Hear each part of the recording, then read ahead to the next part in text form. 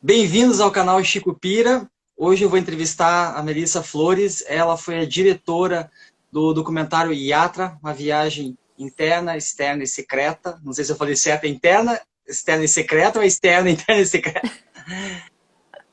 Que é uma Tá certo. peregrinação pela Índia, né? São os 8 lugares sagrados do budismo. E esse documentário foi muito importante para mim, porque eu primeiro assisti ele, fiquei super inspirado a estar fazendo essa viagem, e depois eu tive a oportunidade de estar fazendo isso, assim. Então, eu já começo assim, agradecendo assim, por ter tido essa inspiração, assim. E queria te perguntar como que você chegou no budismo, assim, qual que foi teu primeiro contato, assim, como que você começou?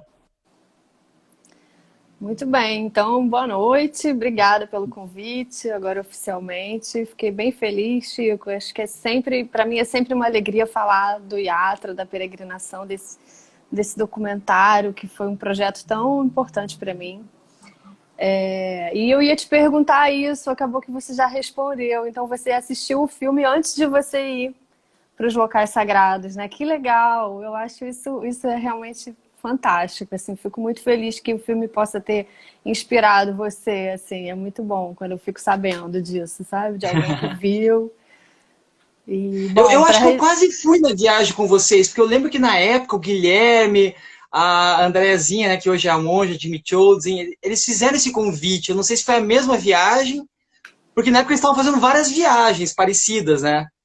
Então aham. eu acho que veio o convite, e na época eu estava assim na sanga do Lama Santem, e eu fiquei pensando assim, mas por que eu vou para a Índia, né? Meu mestre está aqui, o meu local de prática está aqui, o templo é aqui no Brasil, né? Por que eu vou para outro lugar, para outro país, para outra cultura, com todas as dificuldades de alimentação, de língua, né? Eu não vi o porquê, assim. Então, na época, eu declinei do convite, assim. Aí saiu o documentário, eu assisti.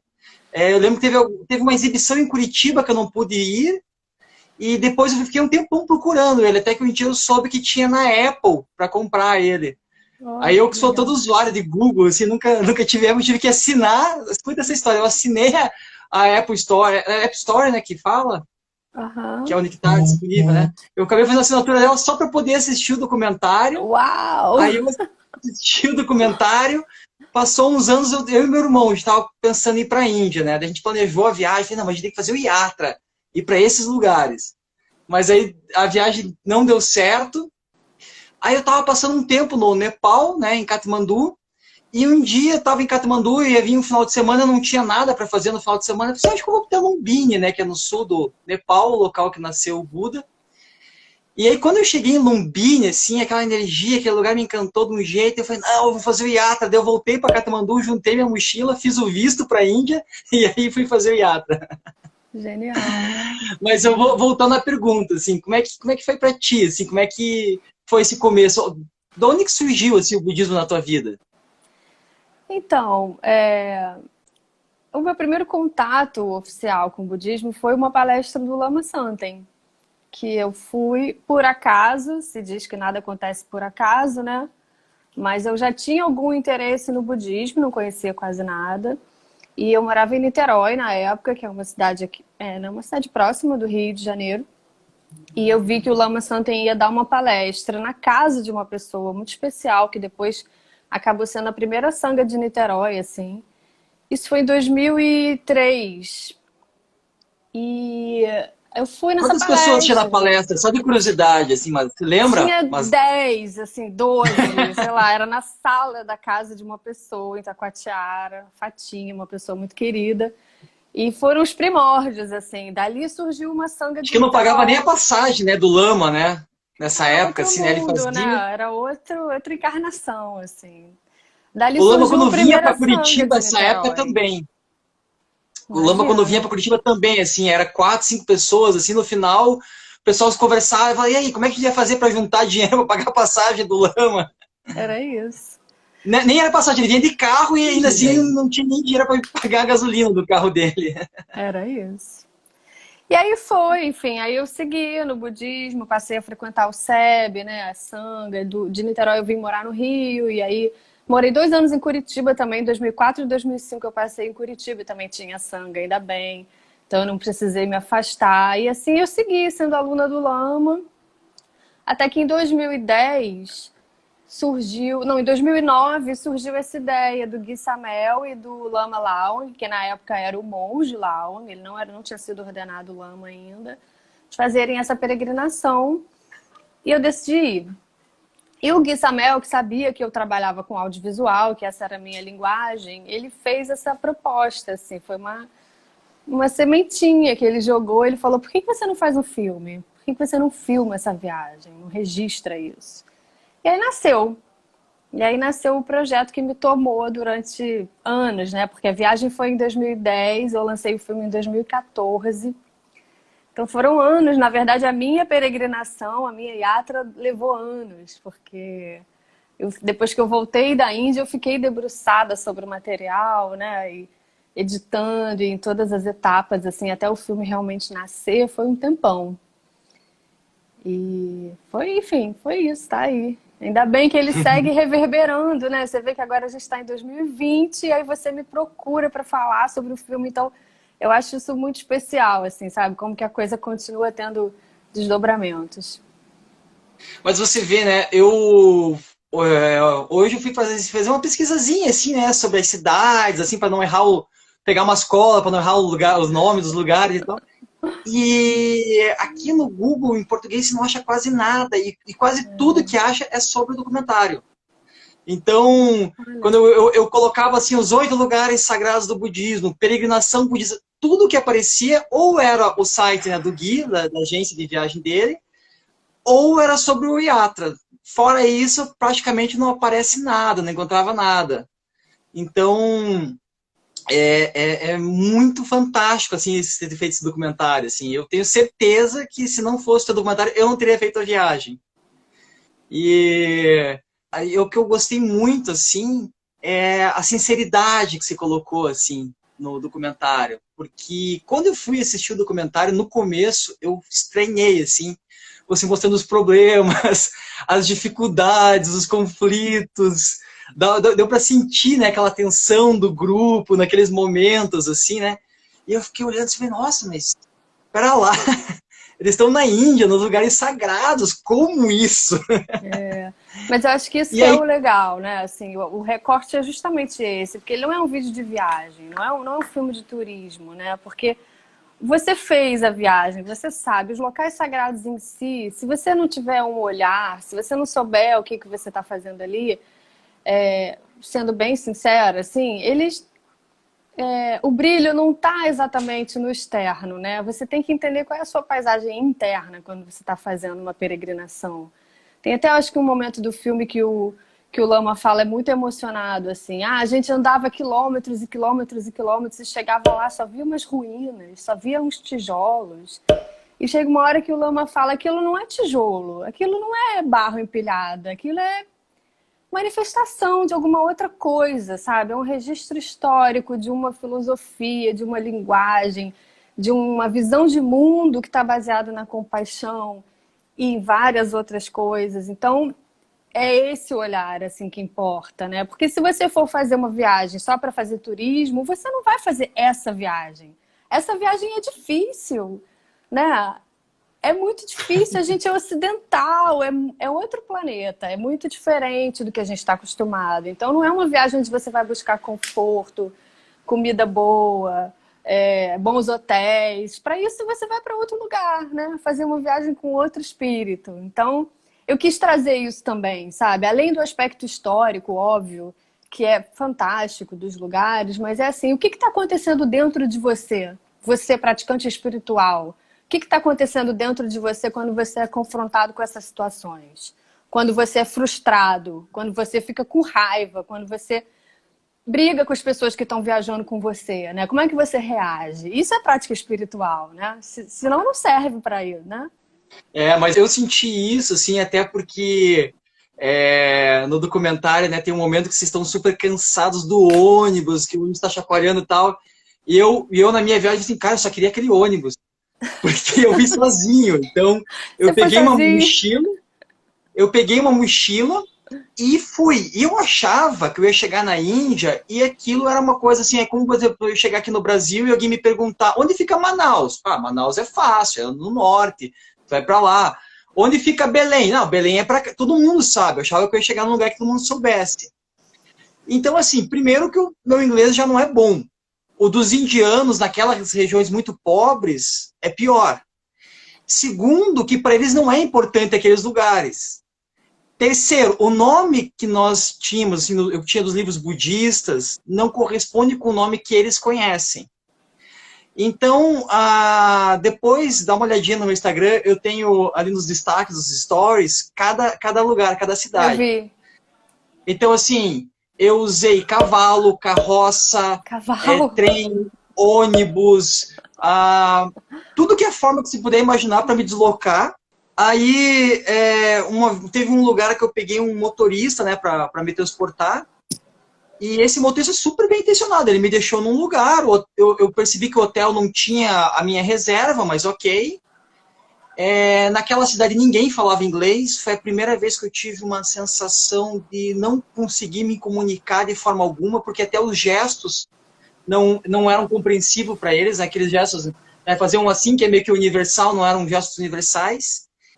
E eu vi assim, eu não tenho forma nenhuma de me comunicar, até eles me explicarem que eu não estava na cidade que eu achava que eu estava, e que eles não sabiam para onde eu queria ir, porque os nomes das cidades budistas não era o mesmo nome que eles usavam lá. Principalmente naquele dialeto, que eu também não sei nem dizer que dialeto que era, porque eu não conseguia entender que dialeto que era, mas era um dialeto local, assim, né? Então eu me perdi e eu passei por muito o que vocês passaram, assim, porque é uma hora que é engraçado que você comenta no documentário sobre o barulho da Índia, né? Uhum. E aquele barulho da Índia é extremamente irritante. E eu comecei a ficar muito irritado com tudo aquilo. Então, assim, boa parte do que vocês sentiram, eu fui sentindo também, assim, interessantíssimo, assim, né? E aí, quando chega naquela cidade onde o Buda, né, subiu para os céus para visitar a mãe e desceu, que não tem nada lá, né? E aí no documentário você coloca, assim, você faz uma pausa e fala, daqui eu respirei, aqui eu consegui ver desse lugar super simples, que não tem nada, eu consegui ver alguma coisa, aconteceu a mesma coisa comigo. Interessante, assim. E aí eu lembro que na época minha esposa, assim, a gente falando por telefone, ela desista.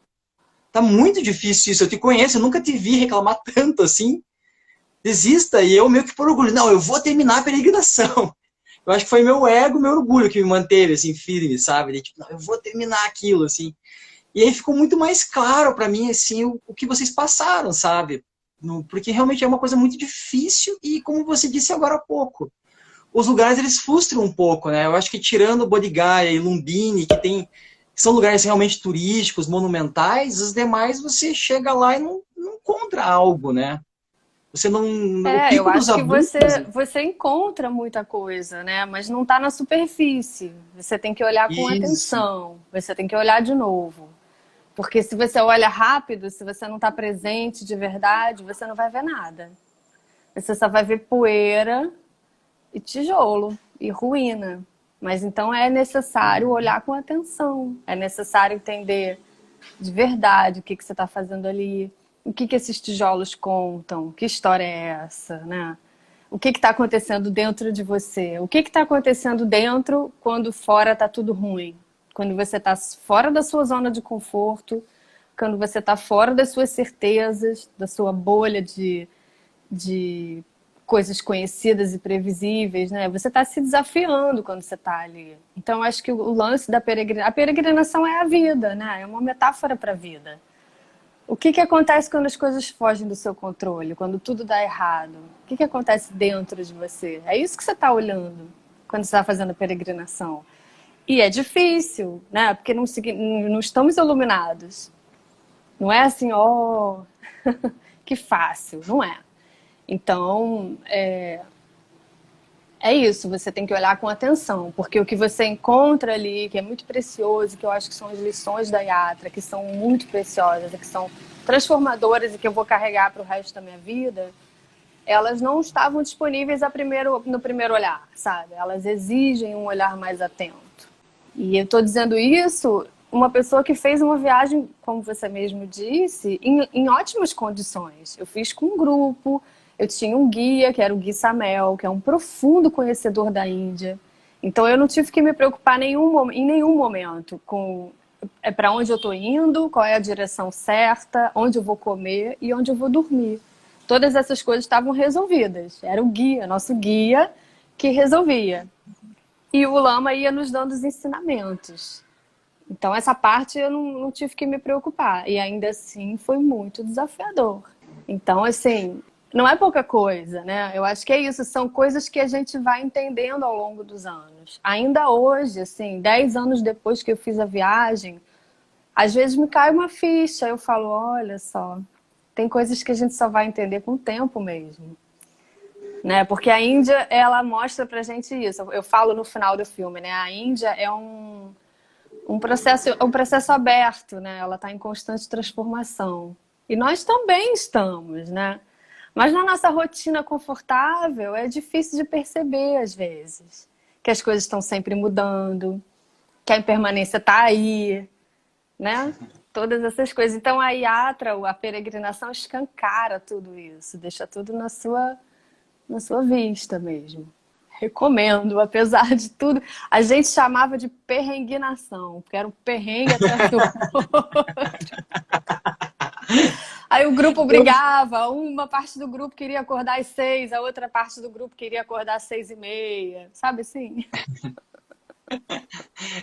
Viagem em grupo tem várias desvantagens, várias vantagens, são viagens diferentes, assim, Então, mas, mas realmente, assim, foi algo muito tocante para mim. É a primeira vez que eu falo em público sobre isso, uau!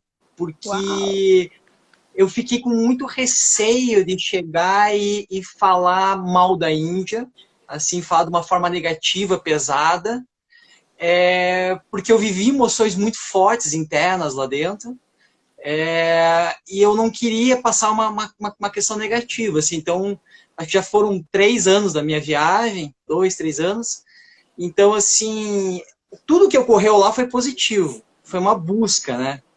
Não aquela busca romanceada de que a gente vai chegar lá, vai ter uma caverna, nessa caverna vai ter um mestre, vai te olhar e falar, esperei você a vida toda, sente aqui, meu filho, vou te treinar, né? A gente sempre romanceia que isso vai acontecer, que vai encontrar algo lá. Não dessa forma, mas para mim, assim, realmente foi um motivo assim, de muita dificuldade, porque é uma cultura ainda extremamente diferente, ainda mais naquela região do norte da Índia, que é uma região muito pobre, muito afastada, Muito né? rural, né? São Uhum. vilarejos, muitas vezes, vilarejos pequenos. Eu sou muito grata à Índia, assim, sou muito apaixonada, eu fico feliz de ter conhecido a Índia. E acho que a Índia é uma mãe generosa, mas como toda mãe, ela te mostra coisas que você não quer ver, né? Então eu digo assim, até acho que no início do filme eu falo, a primeira coisa que ela me ensinou foi não faça planos. Não faça planos, porque o primeiro trem que a gente tinha que pegar demorou 17 horas para chegar. Então a gente ficou 17 horas no saguão do hotel esperando. E a gente já tinha feito uma viagem de avião de 24 horas. Então ela vai te quebrando, né, as expectativas. Assim, a Índia realmente não é nada do que você espera. Independente do que você imagina que vai ser, a Índia não é nada do que a gente espera nunca, eu acho. A minha experiência, pelo menos, foi assim. Ela é totalmente diferente do que eu imaginava. Mas ainda assim, um lugar muito especial, né? Assim, essa viagem é uma viagem muito particular, eu acho, porque a gente vai para visitar o berço do budismo. Buda nasceu na Índia, ele não era Buda, né? Ele era um príncipe, disse. A história conta que ele era um príncipe, rei dos Sáquias, que nasce lá no palácio, cercado de tudo. E aí ele tem toda a história dele, a iluminação, tudo acontece. Ele nasce em Lumbini, que na verdade hoje em dia, porque as fronteiras mudam, é no Nepal, Uhum. né? Mas a vida dele se passa toda na Índia. E depois disso, os ensinamentos budistas, eles meio que desaparecem na Índia, né? Salvo em alguns pequenos locais, a Índia é hindu, não é budista, ela é hinduísta. Então, aonde os ensinamentos budistas realmente floresceram séculos depois foi no Tibete, onde eles ficaram totalmente preservados, né? Então, você está indo visitar uma religião que nasceu ali, mas ela não faz parte da cultura da maioria das pessoas que estão ali, né? Então, os locais sagrados estão ali, existe essa relação, obviamente, né? O Dalai Lama mora na Índia, claro, tá tudo interligado, são nações irmãs, mas poderia se dizer, né, assim, muito entre aspas, que a Índia é o berço dessa tradição, mas é só isso, né? Não é onde a tradição mais foi preservada. Então, existe toda uma parte da Índia que não tem nada a ver com o budismo, né? Então, na minha viagem mesmo, depois que a gente fez a peregrinação, uma parte do grupo foi para o norte, para Rishikesh, que é onde está mais ligada à preservação dos ensinamentos do yoga, né? Lá, então, né, assim, Guru Rinpoche, que pra gente, imagino que você também é aluno dos mestres tibetanos, né, da tradição Mahayana, Guru Rinpoche, que é super importante pra gente, não tem na Índia, né? Assim, você só vai ver o Guru Rinpoche mesmo no Nepal. Porque é isso, é um caldeirão ali de coisas, né? Então não é como se você estivesse indo pro... Não é como se você estivesse indo pro centro do universo budista, né? No nosso caso, no caso da nossa viagem, a gente teve uma experiência, eu acho, muito específica e muito especial, que foi o retiro com o Dalai Lama, né? Porque a gente foi em Sim, janeiro, sim.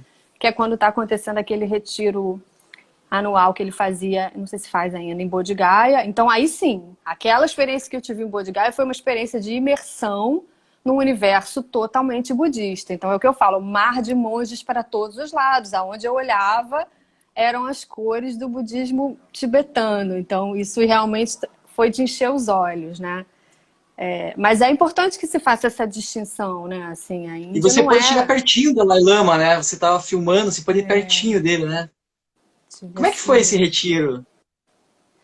Esse retiro foi assim, é um retiro que ele dá para os monges, né?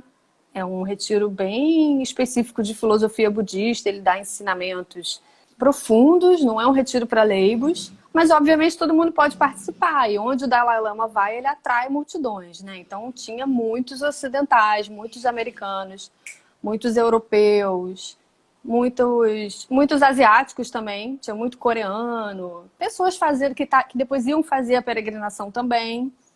Brasileiros mesmo, acho que só tinha o nosso grupo. E aí você fica durante 4 dias indo para essa tenda gigante onde ele está dando os ensinamentos e fica lá tentando acompanhar da melhor forma possível os ensinamentos que ele está dando. E aí ele fala em tibetano e tem tradutores voluntários, né, para cada língua que fazem a tradução simultânea via rádio. Então todo mundo sintoniza ali. A rádio X né, a frequência X é brasileiro, é português.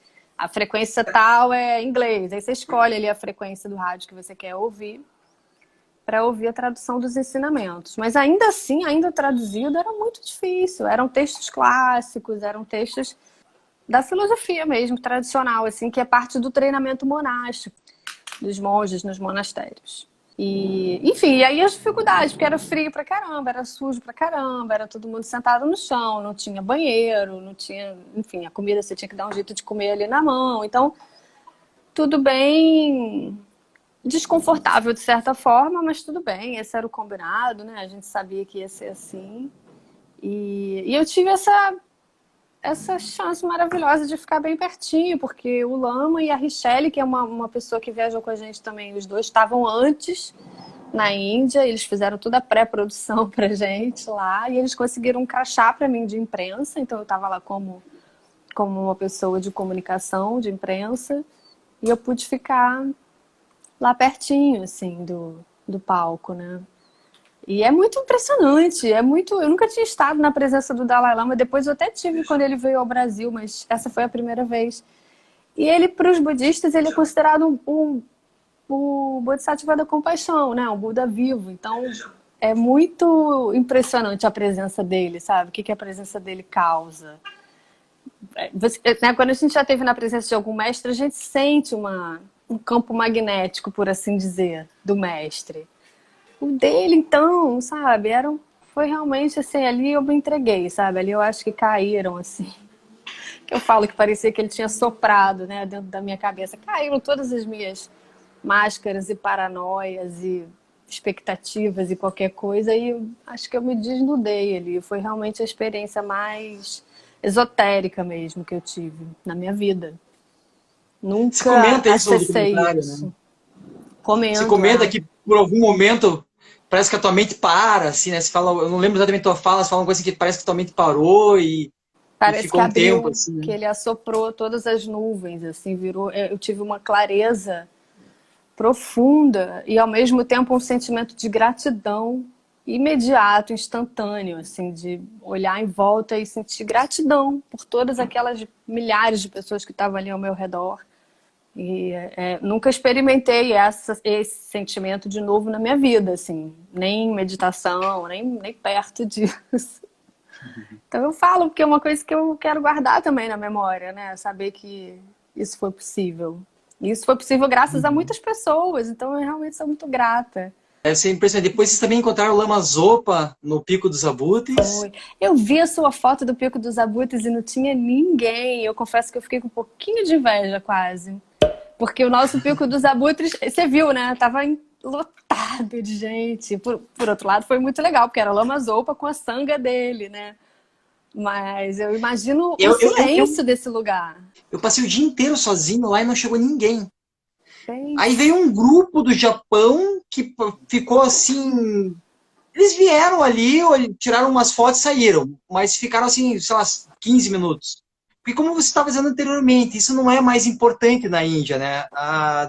O budismo não está mais presente na Índia, tirando na cidade lá que Dalai Lama mora, em um outro lugar, mas não está mais dentro da cultura deles. eu não sei se a Então, gente pode dizer isso, que ele não é importante na Índia, né? Mas ele não. Acho que é seguro a gente dizer que não é a religião oficial. Então, se existem grupos budistas na Índia hoje em dia, eles são minoria, né? Assim, os feriados não são os a feriados palavra não é importante, budistas. talvez me expressei mal, mas eu tive muito essa dificuldade que eu pegava e chegava lá, tentava explicar onde eu queria ir, as pessoas diziam, mas o que você quer fazer lá? Isso não é importante. Daí eu falava de budismo, mas budismo, isso aí já está ultrapassado. Então, eu sentia muita resistência dos indianos por onde eu passei, por parte da maioria de hinduístas, assim, em relação a eu ser budista. Eu senti muito respeito quando eu encontrava o pessoal do jainismo, sabe? Outras tradições, os sikhs também, eu sentia muito respeito por parte deles, assim. Eu via que Uhum. eles eram muito respeitosos, assim, eles achavam aquilo bonito, assim. Mas eu quero dizer que não está mais presente nas próprias cidades. Eles às vezes não conhecem o ponto. E você fala, cara, mas isso aqui é um dos 8 lugares sagrados. Eles, sério? Aqui? Que isso fica aqui? Eles não desconhecem isso, assim, sabe? Não, E não os faz caras parte estão há da bolha 5 anos deles, ali. né? Ah. Pois é. Você foi a Dharamsala? Sim, sim. Aí sim, né? Imagino, eu não fui. É, daí sim, o budismo lá realmente é vivo por conta do Do Dalai pessoal Lama. da cultura tibetana. Os tibetanos lá são maioria, e aí sim, é presente, é vivo aquilo, tu tá lá. Uhum. Mas eu fiquei um tempo em Katmandu, e eu vi que também eu fiquei um bom tempo em Katmandu antes de ir para a Índia, né? E aí eu vejo no documentário que você fala assim que chegar em Katmandu é como se fosse um alívio, né? É um alívio, né? Porque é bem diferente. Acho que aquilo que eu imaginava que a Índia era, o Nepal realmente de fato era. Mas Exatamente. O Nepal é um colírio, assim, para os nossos olhinhos ocidentais. Tem pizza. tem muito ocidental também, né? O Nepal é Até incrível, porque andando. realmente. E o Nepal é sensacional. Eu não estive no Butão nem no Tibete. Então está Eu também guardadinho para não. poder ir para o futuro. Para a próxima, né? É, isso Para a está guardadinho. Uma próxima. hora quero ir. Quero voltar para Mas Katmandu. então, em Katmandu é um lugar onde você vê o budismo muito vivo por causa de Buda, né? Por causa daquela estupa que as pessoas fazem ali, a cora, aquilo ali. Isso é uma coisa que me impressionou muito, assim, porque como a gente vem de um país ocidental, eu cresci numa família católica, né? E meus pais se diziam católicos não praticantes. E era uma coisa que eu estava acostumada a ouvir. Só depois de adulta, eu fui entender o significado implícito nessa frase. Porque o que significa ser um católico não praticante, né? Hoje em dia eu entendo a prática espiritual como prática. Então não adianta você dizer que você pertence a uma tradição se você não pratica aquilo, né? Se você não pratica, só está escrito ali na sua identidade, sei lá, sangue O positivo, católico, né? E foi na Índia que eu entendi isso, que a prática espiritual é uma prática diária, porque pode ser que os indianos podem não ser budistas, mas eles são muito religiosos. E a Uhum. religiosidade deles se expressa no cotidiano, no dia a dia. Então eu vi inúmeros indianos acordando e indo ali tocar o sininho daquele lugar ali sagrado, daquele murinho onde tem sei lá, um Shiva ou um Ganesha, né? Assim, você via eles acendendo a vela, fazendo as preces, tocando o sininho, acendendo o incenso. Então é uma coisa de uma prática muito viva. Isso foi uma coisa que me tocou na Índia, sabe? Porque a gente sabe que a Índia é vista como um país de extrema espiritualidade, né? Enfim, até nos aspectos sociais, a divisão em casta e tudo mais, tudo isso está profundamente relacionado com o hinduísmo. O hinduísmo está na base da sociedade indiana. Isso foi uma visão interessante para mim, ocidental, sabe? E eu tô falando de uma coisa que é um pouco complexa, porque eu não estou dizendo que os brasileiros não praticam a sua crença, praticam. Eu estou falando da minha casa, onde eu cresci, que a gente não tinha o hábito de ir à igreja, por exemplo, né? Então eu precisei ir à Índia para entender que para mim a prática espiritual é no dia a dia. Se não for no dia a dia, você está afastado da sua prática espiritual. Né? Se você reza, ou se você medita, ou se você acende uma vela, não importa. O que você considera prática espiritual, e o que eu considero para mim, eu procuro praticar todos os dias, né? Sempre que possível, assim. Então eu também tenho esse carinho pela Índia por ter me mostrado isso, sabe? Essa outra forma de se relacionar com isso. Eu acho que o caminho espiritual é uma coisa para o resto da vida. Eu não necessariamente preciso me intitular budista para sempre. Eu nem sei se hoje em dia eu me intitulo budista oficial, mas eu sou uma buscadora, uma caminhante. Eu estou no caminho, sabe? E então eu sou grata à Índia por isso, por ter sido, eu acho que a primeira grande visão que eu tive de um caminho espiritual real, concreto, assim. Eu ia comentar que eu vi na Índia, eu não sei explicar o que era, por que eles estavam fazendo aquelas peregrinações, mas grandes multidões se deslocando a pé pelas estradas, e todos de laranja, então eles usavam toda uma roupa laranja, e se deslocando assim pelas estradas, e aquilo chamava muita atenção, porque aqui no Brasil a gente não vê esse tipo de procissão, né? A gente tem poucas procissões assim. E aí eu perguntava assim para as pessoas, mas o que é essa procissão? Que deve estar acontecendo uma coisa muito importante. E eles respondiam com uma naturalidade, assim como se fosse uma coisa comum para eles, né? Então esse aspecto da devoção o indiano tem é muito forte, essa devoção deles. É algo que na nossa cultura cristã a gente não está acostumado a ver. Aqui talvez essa devoção ela esteja mais assim, a pessoa guarda para fazer dentro da igreja, fazer dentro da casa dela, mas ela não demonstra tanto essa devoção. E lá essa devoção ela é clara, né? É verdade, As você tocou pessoas... num ponto importante, a coisa da devoção, é muito diferente mesmo. E para fazer o documentário, você levou quanto tempo depois da viagem? Bom, eu fiquei no total 4 anos para terminá-lo. 4 anos. Você tinha me perguntado antes, né, se tinha rolado alguma coisa de vaquinha. Você me perguntou Uma nesse vaquinha sentido, online, né? né? Porque eu li uma notícia disso. Então, isso é uma coisa super interessante, porque o que aconteceu? Quando eu voltei, eu precisava de dinheiro para editar e finalizar o filme, né? Porque eu tinha filmado tudo lá, estava com material bruto, eu tinha 60 fitas de material bruto, 60 horas de material bruto na minha mala, e eu falei, o que eu faço com isso agora? Precisava contratar um editor. E aí eu fiz uma campanha de financiamento coletivo no Catarse, que é um site, não sei se você conhece, um site de financiamento coletivo, que na época estava começando essa ideia no Brasil, isso era 2010 para 2011. E aí eu fiz essa campanha e o Yatra foi o primeiro documentário a ser financiado numa campanha de financiamento coletivo no Brasil. E foi super legal, porque no momento que eu abri para que as pessoas pudessem contribuir para o filme, eu falei, isso não vai dar certo nunca, né? Quem é que vai dar dinheiro por uma pessoa desconhecida fazer um filme sobre uma peregrinação na Índia? E deu super certo. As pessoas se interessaram e contribuíram.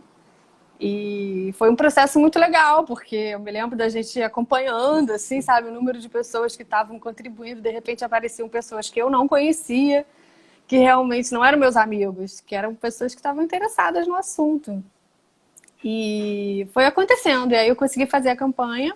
Eu contratei uma editora, que é a Tainá, que virou uma das minhas melhores amigas. E aí eu e ela trabalhamos durante meses no filme. Ai, então tem uma história esse filme, Chico. A primeira parte da edição foi feita em Tóquio, porque ela estava com uma viagem marcada com o marido para Tóquio. E aí ela, enfim, ela falou, vou passar meses lá, não tenho nada para fazer.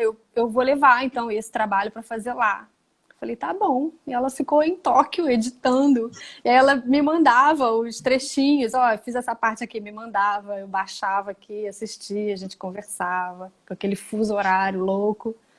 Depois ela voltou para o Rio e a gente terminou a montagem. E depois passou para as outras etapas, né, de finalização. E foi isso, em 2014...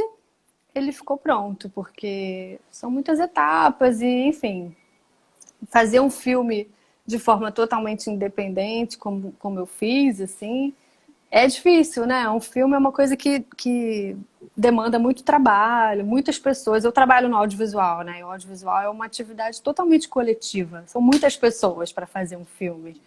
E esse foi feito por, sei lá, 3 ou 4, assim. Era uma equipe bem pequenininha.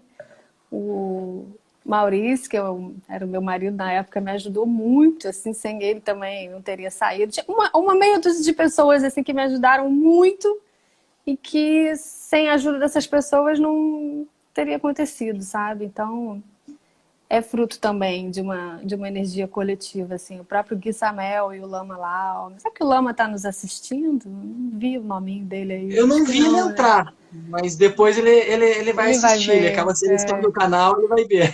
É. Eu nem comentei com ele que eu ia te entrevistar, não acabei esquecendo de comentar com ele. Mas vocês conseguiram juntar quanto dinheiro lá nessa vaquinha online?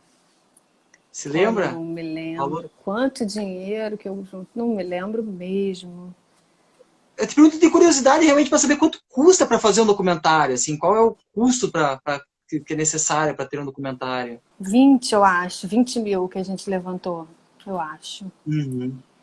Mas não dá para transpor esses valores para hoje em dia, sabe? Porque teve, assim, os custos que eu tive da câmera e das fitas, por exemplo, você não consegue traduzir para hoje em dia, porque, imagina, foi o último projeto que eu fiz em fita, né? Eu levei uma câmera que usava fitas e eu ia trocando as fitas. Hoje em dia não existe mais câmera de fita, entendeu? É tudo digital, é tudo card, né? Você vai trocando os cards. Então, assim, a tecnologia galopa, né, em 10 anos. Mas eu acho que foi isso. Acho que foi uns 20 mil que a gente levantou para pagar os custos. Eu acho que foi assim, eu não tenho conhecimento de um outro documentário sobre o budismo, sobre meditação anterior ao seu. Depois do seu, aqui no Brasil, né, falando dos documentários brasileiros, eu sei que teve aquele que são as Três Joias, não sei se você já assistiu. Acho que não. É super lindo. Se chama É As um Três documentário Joias? com as Três Joias. Eles conseguiram retratar, até tá convidado eles, ainda não me responderam, né? Eu convidei eles para uma entrevista. Eles conseguiram fazer um retrato de como que o budismo surgiu no Brasil e foram em todas as tradições, todas não, mas a grande maioria das tradições, eles conseguiram abranger muitas tradições e foram... Como é que começou? Ai, que Foram lamas incrível! tanto, Que foram legal! diversos, assim. Eu vou E procurar. também mas eu acho que ele não está disponível em lugar nenhum, você só pode comprar ele. Aí se compra, eles te Aham. enviam para sua casa, vem um livrinho também, é bem bacana. Ai, E o teu legal. também eu tive essa dificuldade de encontrar. Agora tá fácil, porque tá no Vimeo, chama É, Vimeo, esse site, né? Vimeo, no Vimeo. O que que Vimeo. aconteceu? Quando o Yatra ficou pronto, eu consegui alguns contratos de distribuição. Então é por isso que você encontrou ele no iTunes, né? No iTunes Store, porque eu vendi para iTunes Store, para o Sundance TV, que é um canal, para o Now da NET, que é Claro TV, e para mais algum. E aí, enquanto estavam em vigor esses contratos de distribuição, eu não podia disponibilizar ele assim, de graça, né? E aí agora os contratos todos terminaram, então eu disponibilizei no Vimeo. Tá no Vimeo, aberto para quem quiser ver. Quanto mais pessoas virem, melhor. Depois até a gente pode pôr o link, não sei como é que faz, mas Vou colocar o pode link. pôr o Aham. link, porque quem quiser assistir, tá lá. E no YouTube você não tem vontade de colocar? Tenho? Eu acho que ele tá no YouTube. Agora Eu você me não achei. pegou. Acho que Agora você não. me Eu pegou. não Acho que ele encontrei, não pelo tá. menos. Eu acho que ele não tá, não. Mas eu posso colocar, sim. Seria uma boa coisa. O documentário é muito bonito, assim, sabe? É emocionante, assim, assistir. E eu acho ele extremamente inspirador, assim, para a gente poder fazer essa viagem, realmente. E dos lugares sagrados, assim, qual que mais você tocou, assim, lembrando agora? Tiveram dois, assim. Pode ser dois. O primeiro, Bodh porque Bodh Gaya realmente, né, assim, é o templo Mahabodhi, que é o templo que foi construído em torno da árvore Bodhi, onde Buda atingiu a iluminação. É um lugar muito bonito mesmo. Esse não é um lugar como os que a gente estava falando, que só tem tijolo, né? É um lugar construído com passarelas de mármore e uma torre enorme e muitas pessoas circundando, né, fazendo a cora. Ali é um lugar realmente muito bonito. É o epicentro do mundo budista na Índia, poderia se dizer, eu acho, depois de Dharamsala.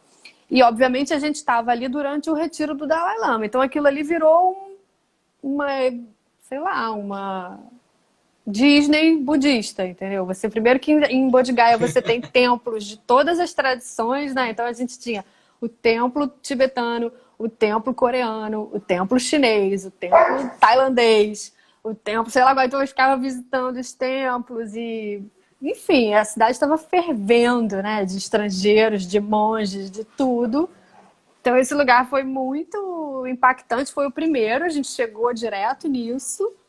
Acho que isso também foi parte da nossa decepção quando a gente foi para os outros lugares que eram mais simples e que estavam mais silenciosos e vazios, né? Porque a gente achou que ia ser sempre aquela coisa toda que estava em Bodh Gaya. E o segundo lugar que eu acho, que eu considero assim, muito especial para mim foi Sankissa, que é esse vilarejozinho que na tradição se conta que é o lugar onde o Buda, depois que ele morreu, ele desceu dos céus para encontrar a mãe dele. E na prática é um pequeno vilarejo que não tem nada demais, que tem um morrinho, né? Tem um pilar de Ashoka que marca a importância histórica do lugar. Mas na nossa experiência foi um momento que, como você já falou, né? Foi um momento onde a gente conseguiu se abrir, eu acho, sabe? Depois de muito lutar com as nossas frustrações, como grupo e individualmente também, eu também estava bem cansada.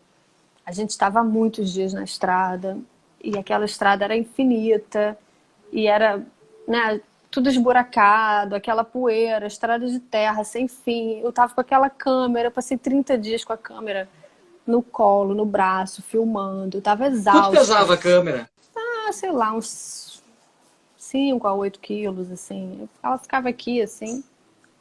Era bem ergonômica, assim, na questão dela não era muito ser pesada, não.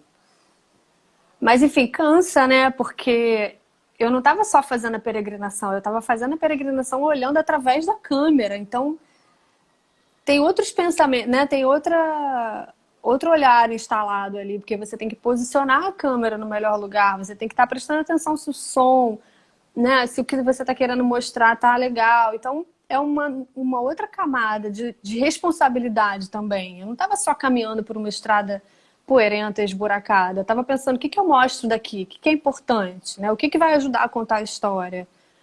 A fita, ainda tenho fita, preciso de quantas fitas para hoje, né? A E eu tinha um bateria? segundo, bateria, tudo isso. Quando a gente chegava no hotel à noite, tinha que carregar as baterias. Eu tinha um segundo câmera, né, que era o Mihai, que era o meu amigo que estava fazendo a segunda câmera. Então a gente também estava se comunicando o tempo todo, o que eu filmo, o que você filma. Então tinha uma exaustão dupla, porque eu era a peregrina e eu era a diretora do filme, né? Então eu realmente estava muito cansada. E eu acho que chegou em vários momentos, eu pensei, vou desistir, eu não consigo fazer isso, né? A gente se depara com os nossos limites. Eu pensava, não vou conseguir fazer isso. Vou cancelar, não vai dar, é muito, enfim. E quando a gente chegou em Sankissa e a gente subiu esse morrinho, o Lama se sentou com outros monges da tradição Theravada que estavam ali com ele e eles começaram a recitar essa prece, que era uma prece longa, assim. E por alguma razão a gente olhou em volta, assim, E a gente conseguiu ter essa abertura, sabe? Eu acho que a gente teve esse momento assim de aquietamento no coração. A gente ali conseguiu abandonar a expectativa, a ansiedade, a frustração, todas aquelas coisas que a gente estava carregando e que na verdade eram mais pesadas do que as coisas reais, sabe? Porque a gente carrega tanta tralha mental, né? Acho que naquele momento a gente tirou a tralha mental e falou, peraí, vamos olhar para o que está acontecendo. E aí eu olhei em volta. E a paisagem era linda e era ao mesmo tempo muito simples. É aquilo ali que está no filme. É uma criança, uma cabra lá embaixo, um campo de mostarda. Mas é isso. O que aconteceu ali? Não aconteceu nada, entendeu? Mas internamente aconteceu. Viramos uma chave. Eu acho que ali a gente entendeu o que é essa simplicidade da Índia, o que é essa outra camada que é o não precisar de tanto. A Índia me deixou com isso, assim, sabe? Não precisar de tanto. A gente é ocidental, a gente é tão consumista, sabe? A gente precisa de tanto. Eu passei 30 dias na Índia e todos esses vilarejos que eu fui, eu não vi um supermercado. E aí eu perguntei pro guia, né? Pro nosso guia. Falei, como é que eles fazem compras? Aonde que eles compram as coisas? Não tem supermercado. E aí o Gui falou assim, mas o que você acha que eles precisam? Eles precisam de tecido para fazer roupa, alguns legumes, que às vezes eles plantam, né, para se alimentar, uma carne. Quer dizer, eles nem comem carne, né, a maioria. Uns legumes, uns tecidos, alguma coisa para fazer fogo, lenha, esterco, sabe assim? E foi uma coisa que me impregnou assim, de um jeito bom, que eu falei, cara, a gente não precisa de tanto.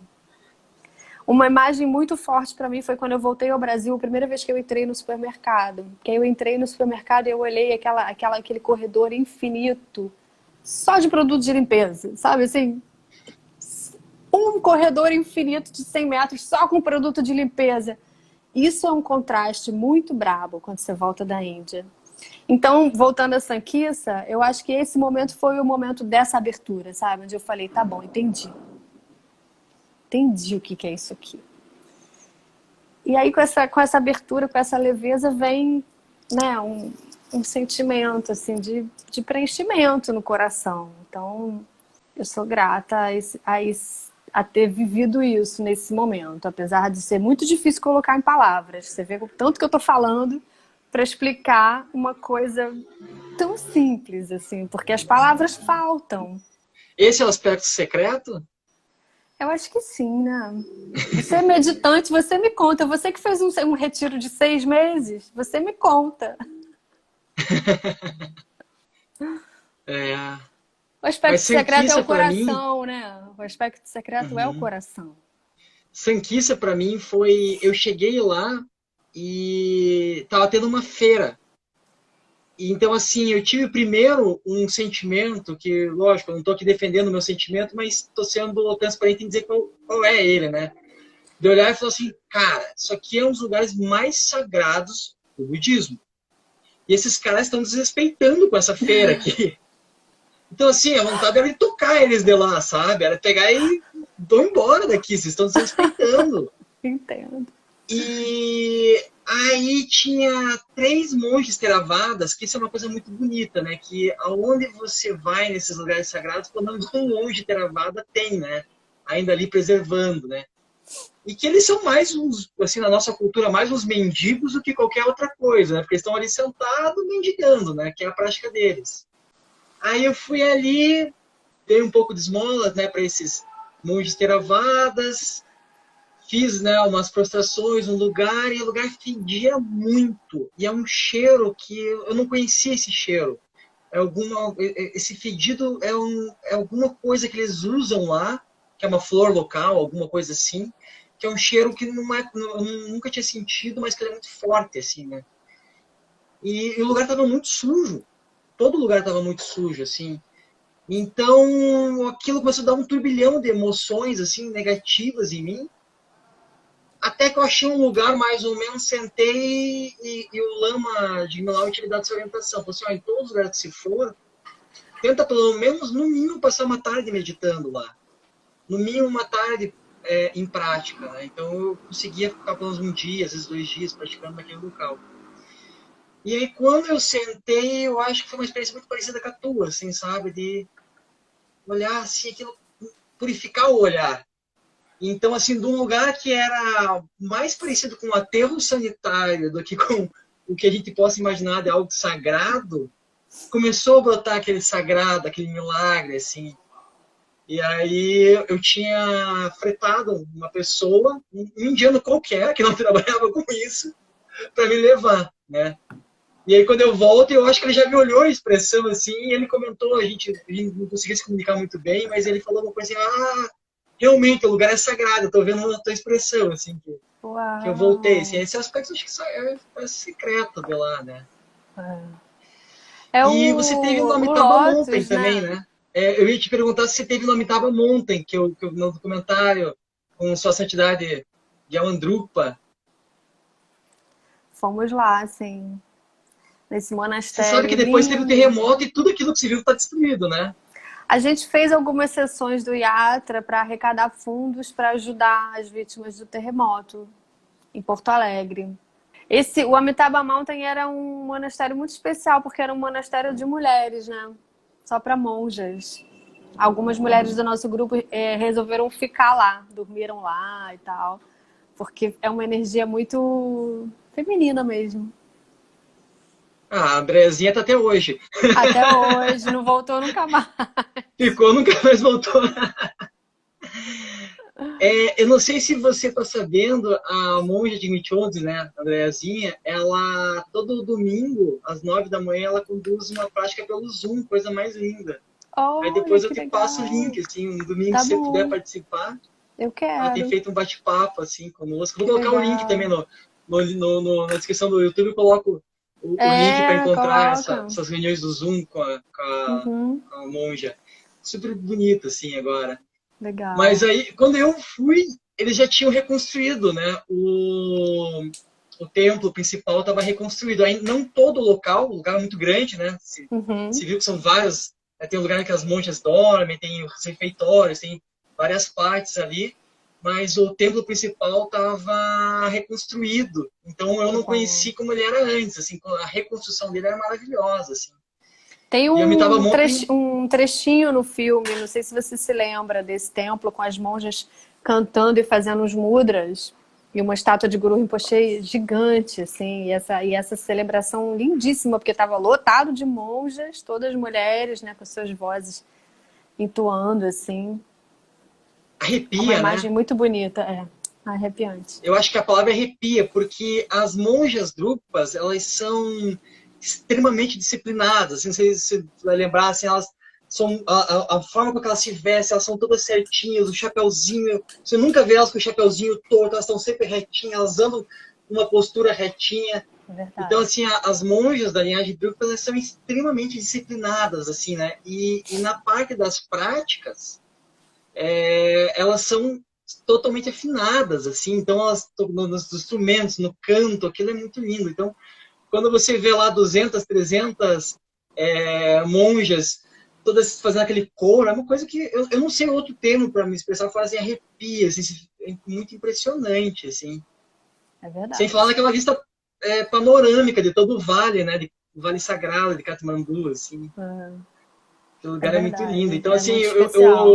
eu acho que é uma coisa que vocês conseguiram encontrar, né? O Dalai Lama, que eu, nessa vida, não tive o mérito. Todas as vezes que ele veio para o Brasil, algo aconteceu. A primeira vez que ele veio, eu não conhecia ainda o budismo. E daí eu prometi, não, o dia que ele voltar, eu vou e nada vai me impedir. O dia nasceu meu filho. Aí eu não fui ver. Poxa, mas né? É, aí eu não fui ver o Dalai Lama, né? E agora ele não está mais viajando, assim, então dificilmente eu vou ver ele. Mas o Dalai Lama, o Lama Zopa, né? Lama extremamente famoso, renomado, e sua santidade Gyalendrupa, né? Que também é nada menos, né? Sua santidade Gyalendrupa, né? Reencarnação Então, assim, super famoso também. Então, assim, eles tiveram muitos méritos, né, para poder encontrar esses três grandes mestres, assim. Muitos méritos mesmo. Sem contar que a gente encontrou os monges em Nalanda, né? Fazendo lá as práticas dos debates filosóficos. Ainda teve isso. E como é que o Lama de Guimelão se saiu? Porque eu fiquei com essa curiosidade, né? Porque no documentário parece que ele entra no debate e aí ele fala uma coisa mais ou menos assim. Acho que eles não me levaram muito a sério, né? Ai, tem isso no documentário, ele falando isso, eu acho que eles não me levaram muito a sério. Assim, eu fico imaginando como é que ele se saiu do debate lá. É um gaiato esse lama, né? Imagina, gente, entrar no meio de um debate filosófico em não sei que língua que eles estavam falando. Essa parte deu um trabalhão, porque como é que eu vou editar isso, né? Eu não faço ideia do que eles estão falando. Eu não falo essa língua. A Tava gente estava bom. falando sobre o debate lá, né, com o Dalai Lama, não, com o Lama de Milão. Foi na Universidade de Nalanda, né? Isso. Foi na Landa. Aquele lugar Não, eu também é muito bacana. tava falando da dificuldade de editar, né? Porque a gente não fala a língua que eles estavam falando. Então foi necessário mandar o trecho todo pro Lama para ele traduzir, legendar e devolver, e daí a gente editou.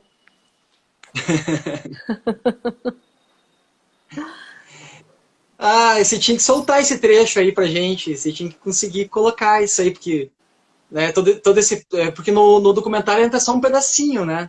É, Dá pra você só um começar a pegar no teu trechinho. pé, porque também fazia as pílulas. Você Olha, também tem soltar os 60 trechinhos. horas de material aqui. Se você quiser, eu te mando as fitas. Eu acho que essa turma aí hoje que edita nem sabe mais mexer com fita, né? Não sabe nem o que é um deck. Eu não sei o que é. Pois é. Lá em Nalanda, né, eu também, assim, lógico que essa reflexão não é minha, mas ela me bateu na hora, assim, né, de que você olha uma universidade tão importante, ela virou ruínas, né, tem só as ruínas, assim, né, aquilo que de tudo, não importa o quanto grande, uma hora vai cair, né, tudo vai desabar. Eu ficava pensando nisso lá, assim, eu olhava aquilo tudo, não importa o quanto grande seja uma nação, o quanto grande seja alguma coisa, uma hora aquilo vem abaixo, assim, né? Essa impermanência da vida. Assim, as minhas meditações lá sempre sobre a impermanência, assim. Aquilo... E o tanto de mestre importante que passou por lá, história que aquilo tem. Se não fosse por Nalanda, com certeza a gente não estaria agora falando do budismo, né? É verdade. Mas isso é interessante também, né? De se pensar, assim. É uma coisa que eu ficava pensando. Quando você se pergunta por que fazer uma peregrinação e por que é importante, talvez valha a pena olhar para esse fato, né? Que os grandes mestres continuam indo lá. Os grandes mestres todos eles visitam os locais sagrados. E por que eles fazem isso? Tem que ter uma, né? Tem que ter uma razão. Assim, os grandes mestres têm muito o que fazer. E eles estão todos indo lá o tempo todo, voltando aos locais sagrados. Então é porque os locais têm, eles estão imantados com esses princípios, né? Que é o que fazem a tradição ficar de pé. É Uhum. algo. Eu vejo que acho que, eu não vou dizer com certeza, né, que todas as religiões têm essa tradição de fazer peregrinação, mas das que eu conheço, praticamente todas as que eu conheço têm isso, né? De fazer essa peregrinação, de andar por aquilo tudo. E é É, difícil explicar porque não está no local aquilo, não está na viagem, mas é um conjunto de coisas, assim, né? é externo, interno e secreto. Eu acho assim, para mim a peregrinação, a vida, eu já falei, né? A vida é uma peregrinação. E isso quer dizer o quê? Que você caminha na vida para se conhecer cada vez mais, cada vez melhor. Então, existem muitas formas, né, de peregrinação. Eu, por exemplo, já fui ao caminho sagrado de Machu Picchu, na trilha Inca.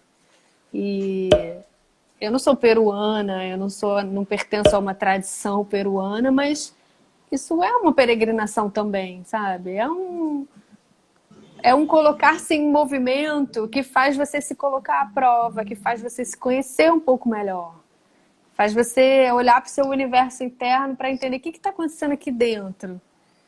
E viajando, eu acho que viajando é melhor, porque viajar faz você se sentir vivo nesse sentido, né? Você sai da sua zona de conforto, sai da sua casa, sai da sua cama, das suas relações familiares e se coloca em marcha, né? Que nem você que fez isso sozinho, se colocou num lugar onde as pessoas sequer entendiam a sua língua, né? Por que você faz isso, se não for para se conhecer melhor? E você tem agora algum sonho de fazer um outro documentário? Não começa não, hein? Começa assim, tá vendo? Alguém dá uma ideia. Tô sendo o Guilherme, né? O que o Gui fez com você lá atrás. Planta uma sementinha, né? Não, mas por enquanto não. Por enquanto não tenho nenhuma ideia. E o que você está fazendo hoje em dia? Eu trabalho com cinema, com audiovisual. Trabalho numa produtora e eu produzo cinema e programas de TV. E é isso. Estou seguindo com as minhas práticas. Você é aluna do Lama Santen? Olha, Chico, hoje em dia eu não me considero mais assim. Eu sou uma eterna aluna dele, né? Ele foi meu primeiro mestre, mas primeiro e único e maior, assim, professor. Mas eu não tenho frequentado o centro budista, eu tenho feito umas práticas mais individuais atualmente. Mas continua meditando. Sim, medito e a base de todo o meu treinamento, por assim dizer, é o budismo Mahayana, assim. Então, claro, tudo que o Lama Santen me ensinou está muito presente, sabe? Mas eu não tenho frequentado os retiros, não estou ligada à sanga como eu já estive nesse momento. Ah, mas eu acho que isso é muito natural, né? Eu vejo, por exemplo, quando o tempo que eu frequentei o SEB, eu estranhava assim, mas só tem gente começando aqui, né? Porque depois que aquilo engrena, você continua fazendo a prática em casa, você não precisa mais estar necessariamente indo lá. Mas o que eu sinto um pouco falta é daquela meditação em grupo.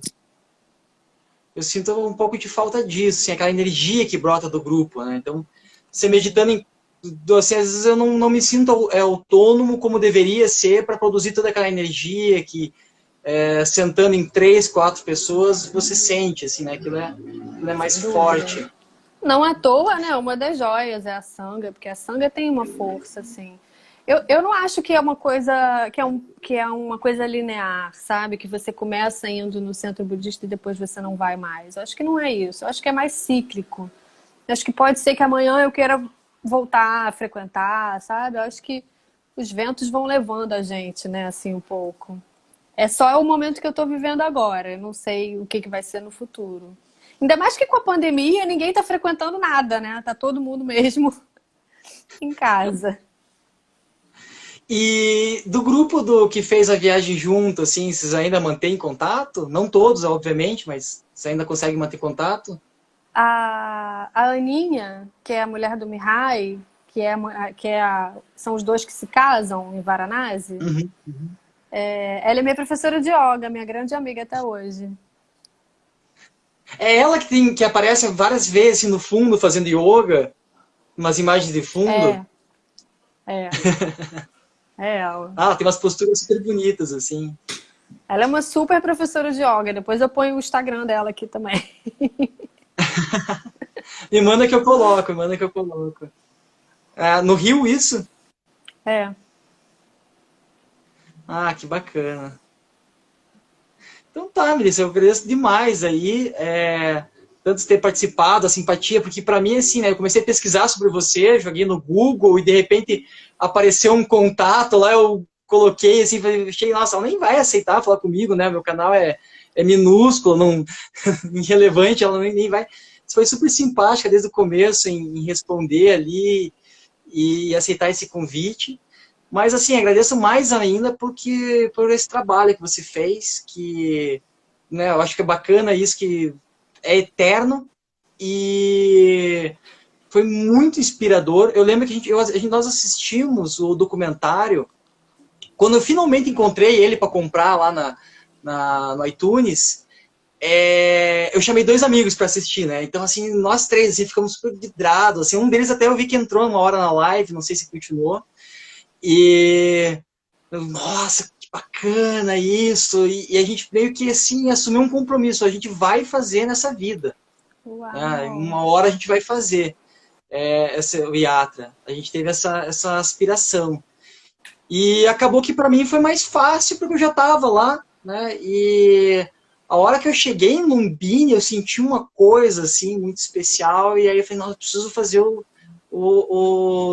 a peregrinação, preciso rodar os 8 locais, assim. E aí, quando eu terminei de rodar, o Lama lá, ele me falou uma coisa que é muito especial. Ele falou uma coisa assim para mim, ele falou, o importante era a gente estabelecer conexões com aqueles lugares, porque essas conexões em outras vidas voltariam. Então, que a gente nunca mais ia deixar de ter essas conexões. Que pelas próximas vidas, essas conexões elas vão retornar para nós, assim, aquele local, assim. Então, achei super especial isso. Chico, eu que te Então, agradeço, foi uma alegria, assim, eu adoro falar sobre o filme e saber que o filme inspirou alguém é um presente, assim mesmo, eu que tenho que te agradecer. E, bom, seguimos em contato, né? claro, com certeza. Muito obrigado. Uma Obrigada boa aí. noite para ti. Boa noite para você também.